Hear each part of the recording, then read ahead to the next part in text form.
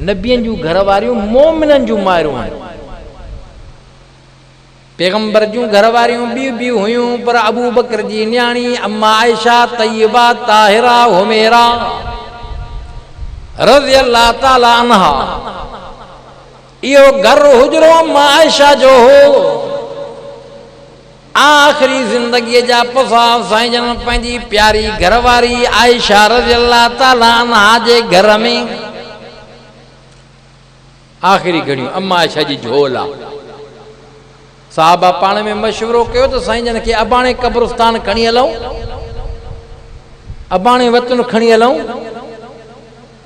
अबाणो वतन कहिड़ो जिते मुस्तफ़ा पैदा थियो ॼमियो हो, हा मक्को, हा वो घर अम्मा आयमना जो, अब्दुल्ला जो, ख्वाजा अब्दुल मुतलब जो अॼु बि मौजूद आहे। लेबर वारी आहे जबले कुबेर जे पासे में, सफ़ा मरवा क्रॉस करे वया आयो।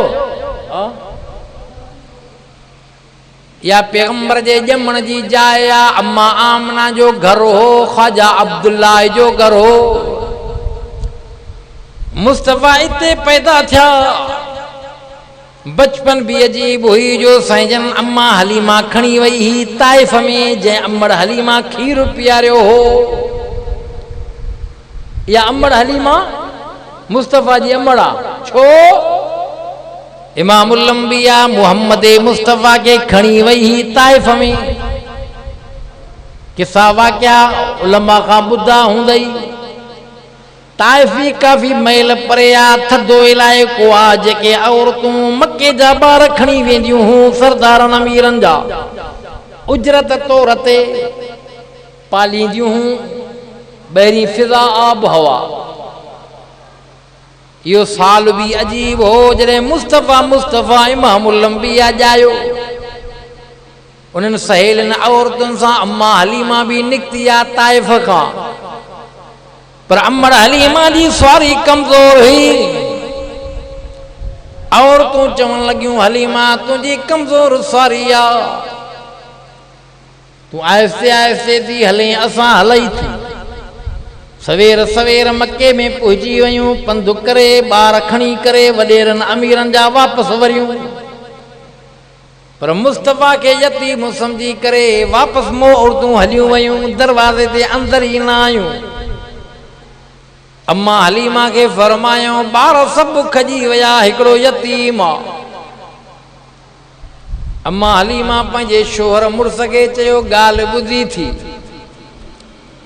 खाली कहिड़ो हलियूं, यतीम खे था खणी हलूं। अल्लाह यतीम जे सदके अल्लाह तुझे मुंहिंजे घर में बरकत आणींदो। अम्मा हलीमा दरवाज़ो खड़कायो आ, अंदर अम्मा आमना जो आवाज़ आयो आ, ओ पुछण वारी औरत केर? अम्मा हलीमा थी फरमाए मां सादीअ कबीले जी माई दाई हलीमा आहियां, ॿार जे लाइ आई आहियां। रिवायात जे अंदर अचे थो अम्मा आमना जे अखियुनि मां लुड़क वहनि था पिया, छो त अॻ में दायूं मायूं खोड़ आयूं, यतीम समझी करे दरवाज़े तां वापसि हलियूं वयूं। अम्मा आमना दी फरमाए हलीमा ॿार त आहे पर यतीम आ, अबो कोन्हेसि को। खोड़ मायूं दायूं आयूं, यतीम समझी करे ॿुधी करे हलियूं वयूं। अम्मा हलीमा फरमायो मांखे ख़बर पई आहे यतीम आहे, पर असां पाण में मशवरो कयो आहे, छो त मुंहिंजो शोहर ॿाहिरि सारी झलियूं बीठो आहे। उन सां तय इहा ॻाल्हि थी आहे त यतीम खे खणी हलंदासूं, अल्लाह करे यतीम जे करे पालींदासूं, अल्लाह तुंहिंजे मुंहिंजे घर में बरकत आणींदो।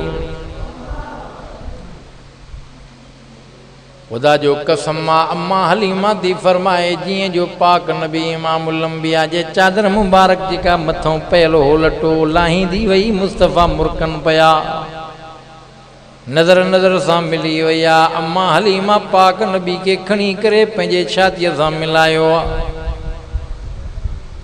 अम्मा हलीमा जे वजूद में करंट अची विया, पिस्तान खीर में भरिजी विया, महसूस करे वेठी आहे त हे मामूली ॿारु नाहे। अम्मा आमना के दी फरमाए ओ आमना दुनिया में ॿार मां खोड़ ॾिठा पालिया पर हेड़ो ॿार मां न ॾिठो आहे। परवच सही कंदी मां तूं फिक्र न कजां। ॿार खणी आई आहे मुड़ुस खे चवंदी पई आहे रिवाजा जे अंदरि अचे थो पाक नबी खे विच ते वेहायूं विच में साईं जन खे खयूं पर ॾाची उहा कमज़ोर सवारी उथे कोन थी। राज़ जी ॻाल्हि हुई। अम्मा हलीमा वॾी दाना होशियार हुई समझदार हुई। मुड़ुस खे चवण लॻे ॻाल्हि ॿुधी थी का राज़ जी ॻाल्हि आहे जो ॾाची कमज़ोर त आहे पर अहिड़ी त न आहे जो हले ई न उथे ई न। ॿार खे अॻियां कर जीअं जो साईं जन खे अॻे कयूं त उहा सवारी जल्दी उथी पई आहे। एॾी तेज़गाम हली पई ईअं पई वञे। ख़ुदा जो कसम आहे अम्मा हलीमा जे कमज़ोर सवारीअ ते पाक नबी इमामुल अंबिया सवारी कनि वेहनि सवार थियनि इन सवारीअ सां टच थियनि सवारीअ में बि करंट अची वञनि सवारीअ में बि ताज़गी अची वञे सारनि औरतुनि खां अव्वल नंबर खणी वञे। सहेलियूं पुछनि थियूं पयूं अञा ताइफ़ कोन पहुतियूं हूं विया आहियो ताइफ़ कहिड़ा कहिड़ा मको मदीनो घुमी आया आहियो? तक़रीबन 150 किलोमीटर तक़रीबन ताइफ़ मके खां 2-2.5 कलाक जो सफ़र आहे। इहो बि इन कार ऐं कोचनि जो पर उन दौर ज़माने में छा जो सफ़र उठनि ते हा गॾनि जी सवारी ही उठनि जी सवारी ही घोड़नि जी सवारी ही। औरतूं पुछा थियूं कनि हलीमा सवारी कंहिंखां मटाई थी तुंहिंजी सवारी त कमज़ोर ही। अम्मा हलीमा दी फरमाए सवारी साॻी आहे सवार मटायो आहे। अॻ में मुंहिंजो शोहर सवार हुयो हलाए पियो पर मुहम्मद मुस्तफ़ा आहे शहज़ादो बचो मुंहिंजे हंज में अची वियो इनखे सवार बणायो आहे। सवारी साॻी आहे सवार मटायो आहे। ख़ुदा जो कसम आहे पाक नबी इमामुल अंबिया अम्मा हलीमा जो खीर थो पीए सॼो पिस्तान पीए खॿे ॾे मुंहुं ई न फेरे छो त ॿिए भाउ जो हक़ु हुयो। हा इहा अम्मा हलीमा सादीअ कबीले जी माई दाई ताइफ़ जी रहवाकू हुई। जॾहिं मुस्तफ़ा इमामुल अंबिया बचपन गुज़ारी आहे अम्मा हलीमा जूं बकरियूं बि साईं जन चारियूं साईं जन वॾड़ा थिया। शीमा नाले मुस्तफ़ा जी रिज़ाई भेण जेका अम्मा हलीमा जी न्याणी हुई चवण लॻी अम्मा अॼु भाउ मुहम्मद खे इजाज़त ॾे त अॼु मूंसां बकरियूं चारण हले।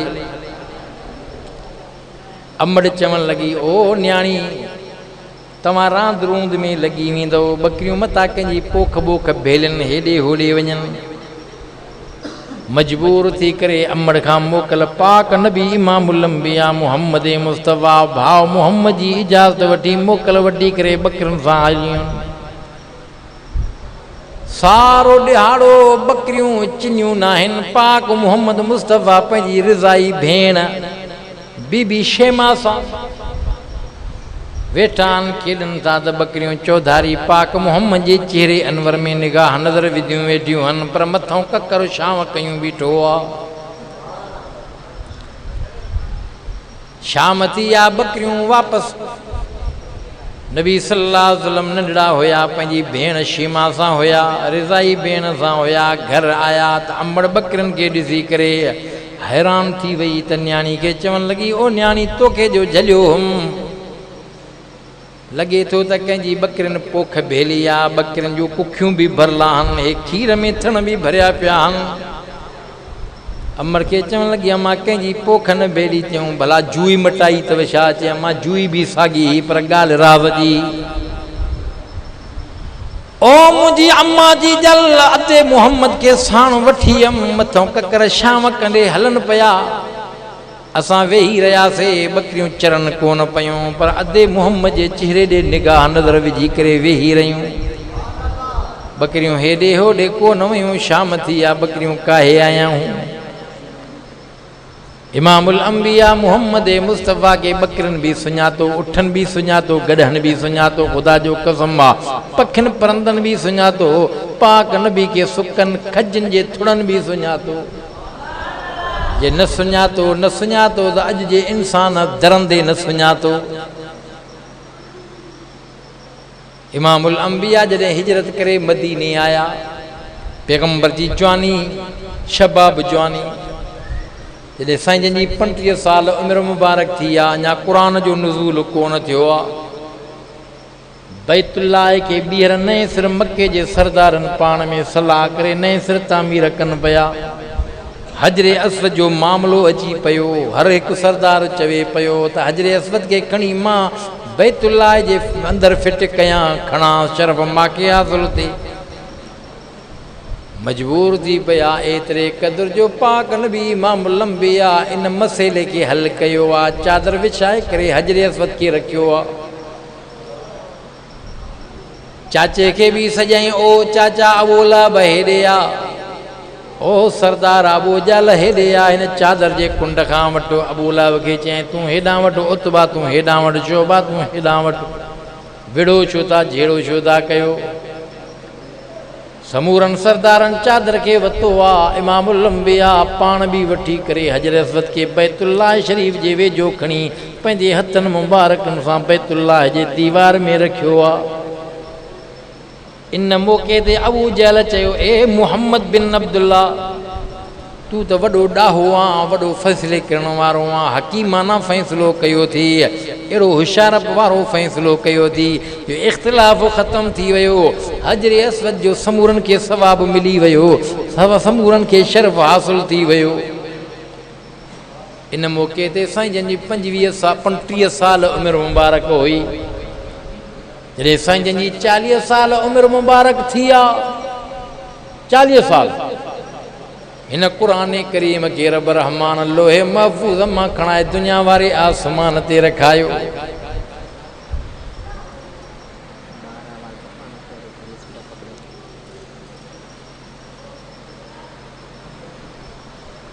महीनो रमज़ान जो हो। फरमाए शहर रमज़ान अल्लज़ी उन्ज़िल फ़ीहिल क़ुरआन हुदल लिन्नास व बय्यिनातिम मिनल हुदा वल फ़ुरक़ान। रब जो फरमाए न क़ुरान के मां अल्लाह नाज़िल कयो आहे महीने रमज़ान में। काथों नाज़िल कयईं? लोहे महफूज़ खां। लोहे महफूज़ खां क़ुरान करीम दुनिया वारे आसमान ते महीने रमज़ान में आयो आहे। वरी सवाल इहो थो पैदा थिए त महीने रमज़ान में ॾींहं बि आहिनि, रातियूं बि आहिनि, क़ुरान राति में आयो या ॾींहं में आयो?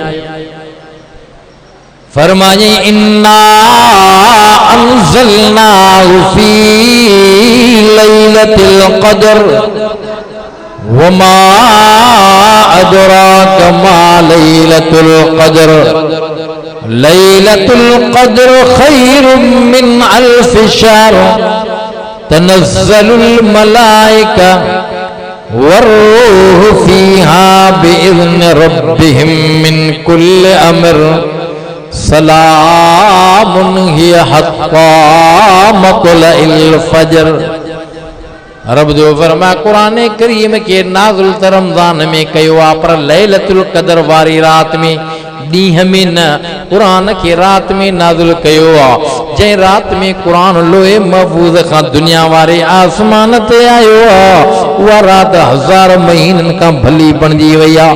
जंहिं महीने में क़ुरान आयो आहे उहो महीनो रमज़ान मुबारक जो सारनि महीननि जो सरदार बणिजी वियो आहे। इन महीने में हिकिड़ो जेकॾहिं को नफ़िल पढ़े त फ़र्ज़ जो सवाब मिली वञे, हिकिड़ो फ़र्ज़ पढ़े त 70 फ़र्ज़नि जो सवाब मिली वञे।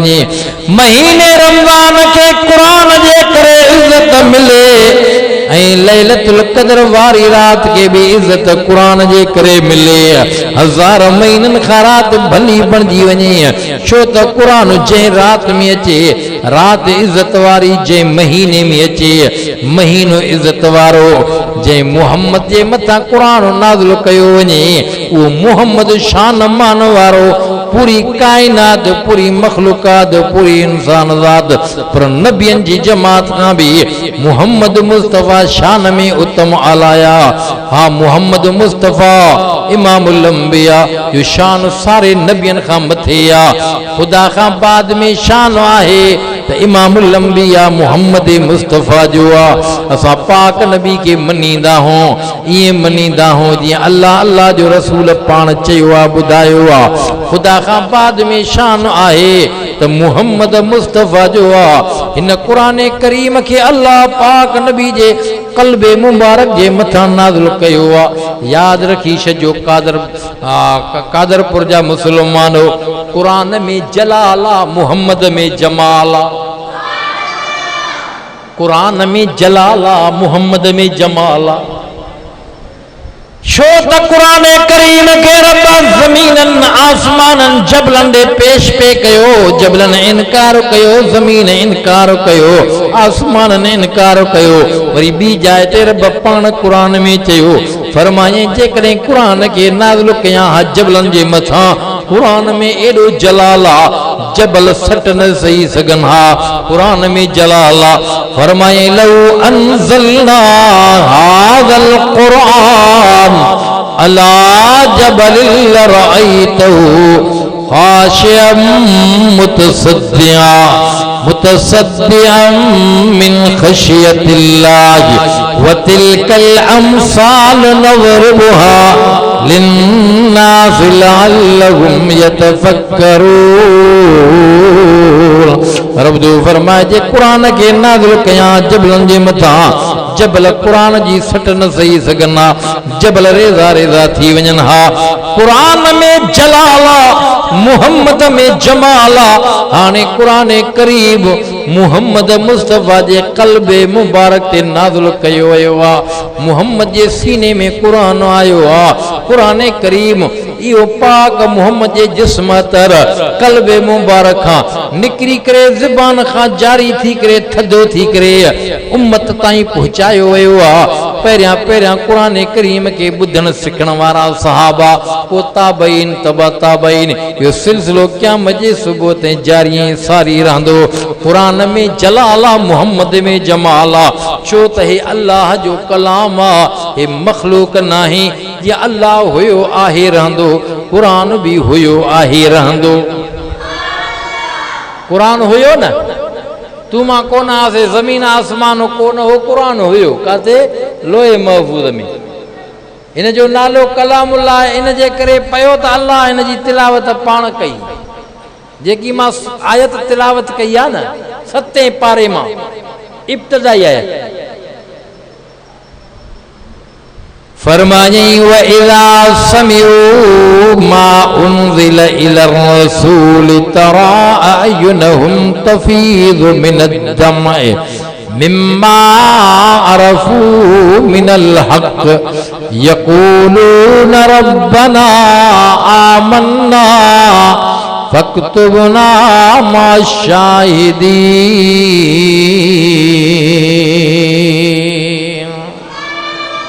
सभई चो सुभान अल्लाह। खुदा जो कसम आहे न कुरान के नजाशी बादशाह ॿुधो हो, अखियुनि मां लुड़क हलन पिया। जॾहिं कुफ्र के ज़ोर हो, इस्लाम कमज़ोर हो, जॾहिं मुस्तफ़ा अञा हिजरत करे कोन आयो हो, इमामुल अंबिया मुहम्मद मुस्तफ़ा जी जमात सहाबा जी हबश आई ही। काथे हबश? उन हबश जे अंदर बादशाह जेको हो, हबश जो बादशाह नजाशी बादशाह हो।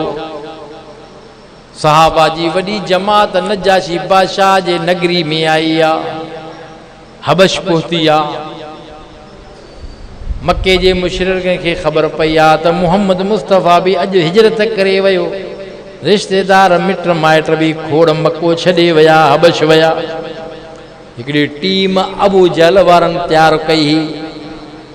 सिफारत तौर ते हबश नजाशी बादशाह ॾे तोहफ़ा ताइफ़ खणाए करे नजाशी बादशाह खे चयूं ॻाल्हि ॿुधो असांजे मके मां हिकिड़ी जमात आई आहे असांजा रिश्तेदारनि जन अबे ॾाॾनि जे दीननि खे छॾे करे मज़हब मिलत खे छॾे करे मुहम्मद बिन अब्दुल्लाह जे दीन के हथ कयो त उनजा ताबेदार बणिया थी पर वॾा फितनेबाज़ थी तंहिं करे पंहिंजे मुल्क में हिन खे रहण न ॾे आख़िरकार नजाशी बादशाह उन्हनि खे घुरायो आहे सहाबा जे हुलीअ खे ॾिसी करे हा उन्हनि जी शक्ल शबाब खे ॾिसी करे कुझु नजाशी बादशाह सुवाल बि कया ऐं नजाशी बादशाह सहाबा खां क़ुरान ॿुधो आहे सहाबा अर्ज़ु कयो साईं असां जो मुहम्मद मुस्तफ़ा अहमद मुश्तबा जे नबूवत जी दावा कई आहे हा जेको काइनात हैवानात नबातात जो रसूल रहबर आहे साईं अल्लाह उन जे मथां क़ुरान नाज़िल कयो आहे उहो अल्लाह जो कलाम पढ़ंदो आहे साईं असां बि उहो सिखियो आहे नजाशी बादशाह सहाबा खां क़ुरान ॿुधी परे अखियुनि मां लुड़कदा वहनि पिया उहे जेके टीम अबू जहल वारनि जी आई हुई उनखे चवण लॻो निभागो हे त अजीब इंसान निकोकारनि जंहिं मुहम्मद मुस्तफ़ा जे कलाम खे सिखी करे मुहम्मद मुस्तफ़ा जे मथां जेको अल्लाह क़ुरान नाज़िल कयो आहे मुस्तफ़ा खां सिखी करे अॼु यादि करे अॼु मुंहिंजे साम्हूं था पढ़नि पिया वाक़ई अल्लाह जो कलाम आहे नजाशी बादशाह मुस्लमान थी चुको आहे अल्लाह क़ुरान में मंज़र बयान कयो आहे फरमाई व इज़ा समिअू मा उनज़िल इलर रसूल तरा अयुनहुम तफीज़ु मिनद्दमइ मिम्मा अरफू मिनल हक़ जंहिं जो ॿुधाऊं उहो क़ुरान रसूल सल्लल्लाहु अलैहि वसल्लम जे मथां जेको नाज़िल कयो वियो आहे जो उन ॿुधी करे सहाबा खां ख़ुदा जो कसम आहे उनजे अखियुनि मां ॻोढ़ा वहनि पिया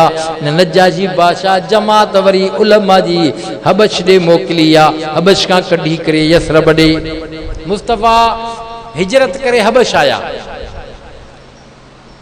मुस्तफ़ा हिजरत करे सिधो मदीने आया उहा जमात उलमा जी जेके तौरात ज़बूर इंजील जा आलिम हुआ 70 उलमा जी जमात हबश खां निकिती आहे बादशाह जे हुकुम ते जे आख़िरी नबी मुहम्मद मुस्तफ़ा हिजरत करे यसरब आयो आहे वञी उनजी ज़ियारत बि करे अचो उनखे परखे बि अचो हक़ मालूम करे अचो 70 उलमा उतां निकिता आहिनि हबश खां सिधो पुछा कंदे कंदे आख़िरकार जॾहिं यसरब में पहुता इहो यसरब कहिड़ो मदीनो मुनवर हो इन जो नालो यसरब हो खजनि जा बाग ॾिसी करे हिक ॿिए खे चवण लॻा यार शहर यसरब में पुॼी विया आहियूं शायदि के माण्हू नज़र आया उन खां पुछा कनि भला हे शहर कहिड़ो आहे चए हिन जो नालो अव्वल यसरब हो पर मुहम्मद मुस्तफ़ा आख़िरी नबी आयो आहे हिन जो नालो मटिजी वियो आहे हिन जो नालो हाणे मदीनो मुनवर मदीनो शरीफ़ आहे उहा 70 उलमा जी जमात अची करे पाक नबी जी ज़ियारत बि कयूं ऐं मुहम्मद मुस्तफ़ा खां क़ुरान ॿुधऊं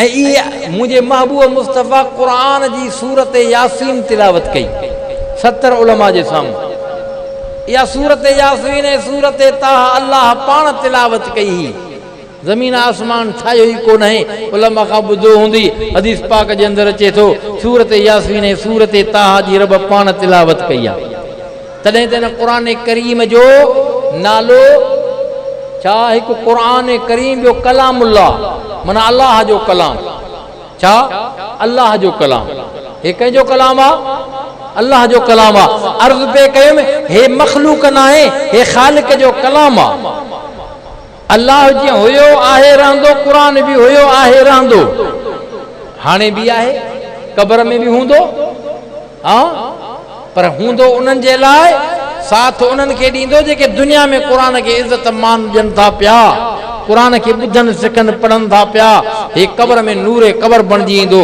क़बर में साथ ॾींदो ख़ुदा जो कसम आहे मण मिटी जा मिट माइट विझी मोटंदा हे क़ुरान करीम जेके दुनिया जे अंदरि क़ुरान जा आशिक़ दीवाना परवाना पढ़ंदड़ हाफ़िज़ आलिम कारी क़ुरान जेके पढ़ंदड़ क़बर में पहुचंदा वेंदा क़ुरान क़बर में ईंदो क़बर में ईंदो पर नूरानी शक्ल थी क़ुरान करीम चवंदो गणती न कर मां साॻो रब जो कलाम आहे क़यामत क़ाइम थींदी रब जे कोर्ट में जॾहिं पेश थींदे उते हिसाब किताब जे लाहींदे क़ुरान चवंदो उते साथ ॾेई तुंहिंजी सिफारिश करे छॾाई जन्नत पहुचाए पोइ तोखां जुदाई कबी नूरे कबरा शाफी मशरा 1400 साल गुज़री विया क़ुरान अॼु बि मौजूद आहे छो त क़ुरान में चैलेंज अची वई आहे फरमायई व इन कुंतुम फी रैबिम मिम्मा नज़्ज़लना अला अब्दिना फातू बिसूरतिम मिन मिस्लि वदऊ शुहदाअकुम मिन दूनिल्लाहि इन कुंतुम सादिकीन